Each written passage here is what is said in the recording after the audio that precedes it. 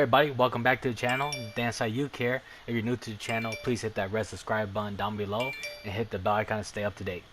So in today's lore's video is Jake Park, the last survivor of the original survivors back in 2016. So I covered that. New killer should be coming out hopefully next week for console. That goes over Xbox, PlayStation, and the Switch, I believe. PC, I think they have it. I'm not sure. I didn't check, but I am so psyched and ready for this new killer. And you could count on it. I will be doing his story when he comes out officially. But I got a lore for you guys, as you guys can see. His backstory, everything. It's a short one, so I want to get to it. Play some gameplay after that for you guys. But before that, random facts of the day. Cold showers have more health benefits than hot or warm showers. These include improving circulation, simulating weight loss, and easing depression. True. Every time I work out, I pretty much take cold showers. That's what your trainer recommends. But yeah, enough of that. Time to get to some gameplay and some storytelling for you guys. So let's get to it. Jake Park. Growing up, the son of a wealthy CEO was always going to put pressure on Jake Park. When his brother graduated with honors from Yale, the pressure on Jake intensified. Jake wasn't the academic type, but his father never really understood his refusal to embrace the expensive education he lavished upon him. Eventually, Jake rebelled by dropping out of school entirely. Now, Jake lives off the grid on the edge of the woods. It's been years since he spoke to his father, but his mother checks in once in a while. It was she who eventually called the police. The cops said he got lost in the woods and a search party looked for days, but gave up as bad as weather rolled in. Despite passionate pleas from his mother, they never resumed the search, and Jake went down in history as another casualty of the woods. Jake's destiny was set even inside his mother's womb. Heir to the wealth, noble manners, and caretaker of the family reputation and legacy. During torture, it's not pain that breaks a man, it's immense pressure, and Jake couldn't handle any more pressure. Instead, he sought the opposite of fine dining and maids. He left the grid and ended up with a forest as closest neighbor. A self-made outsider, Jake understands nature. He's not dared to tame something, rather him becoming feral. Remove the brutal killers that seek out blood to drain, and Jake would feel just at home. No Wi-Fi, no Fortune 500 companies, no father nor mother. Years away from modern life has given Jake a new feel for our problems. Pain is just an obstacle that hinders you from getting fed. No matter what is hunting you, you need to step one step ahead. Struggle, blend in, adapt. Just don't make it easy for others to erase you from the earth's surface. Man, what a short little story of Jake Park himself. He had everything. He had the companies, he had the money, he had the parents there to support him, the highest education. But somehow, Jake didn't want all that. He preferred the woods. He preferred survival. Adapt. He threw that all away. But he chased after what he believed in, or he believed in survival, adapting. He didn't care about money, fame, or fortune. That is Jake Park. He didn't want to be like his brother or his father.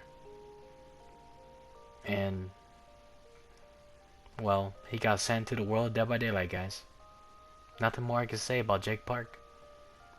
It is what it is, his story. I hope you guys enjoyed that small little lore part of Jake Park, his backstory. But let's get to the gameplay. I'll commentate. I'll do some commentary, explanation of my gameplay in the back, and let's get to it. Alright. So, as you guys can see, I'm doing nothing but gens. Simple as that. Well, in the further parts, in the beginning of the part, all three of my teammates were working on the gen together, so I couldn't help them. So all I could do is, one, either find a killer, or two, go run and do a gen, which I did a gen. And then my first teammate that got DC, pretty much he got hooked and he disconnected on the first hook. So then me and my other partner, we finished a second hook, I mean, not second hook, second gen. Then we split, and then I came here and then worked on third gen. But I kept on watching my partner on the hook. I'm like, where is my other teammate at? I hope he's close to my teammate because I'm trying to get this generator done. So I'm working on it, hoping my other teammate gets the job done. But then I saw that he got hurt, so I'm like, man, I should have just finished that before I went to go save him. But I knew the time was situational and really indeed cold red. So I got up and started running, trying to save my teammate off the hook. Honestly, I thought it was the Oni, but I didn't know until I met the Pyramid Head right there. And I'm like, oh shoot, me against Pyramid Heads have not been good. This was my first game today, guys. So my poor gameplay and poor awareness played a major factor in us losing. Spoiler alert. Yeah, I thought I was gonna stay there. I can't heal. I only have one perk on. That's pretty much Saboteur. Pretty much why I break hooks. That's one Jake Park's special perks. You see those things on the ground? Look like a trail of blood with... I don't even know what to say. They slow you down, you step in them, and they alert Pyramid Head. So I got my teammate off. I know he was going to do that, but my partner, I guess Neil Carson, wasn't looking. So I was like, shoot. Pyramid Head was smart, because I thought in my mind he was going to pick out Carlson. So I could break the hook and he'll have to travel a little bit further to the next hook. But he played smart. He came back to me, took me out with one of his specials. And then I'm like, shoot, I messed up right there. And that's when old man Williams came to my rescue. So I decided to run. Kind of, not really.